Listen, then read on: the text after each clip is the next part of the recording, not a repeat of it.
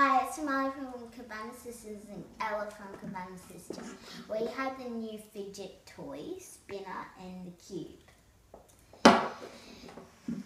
These were for people that have autism, but anyone can play with them because they'll help you with your stress.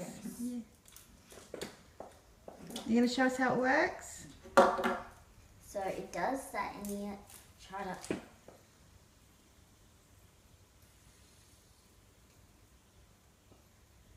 keep it on your thumb like that. And the cube, you just like press it. Can you show us how it works, Gabby?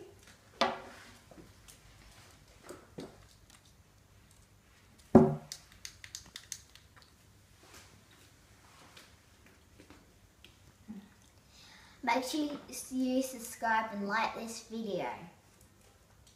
Bye!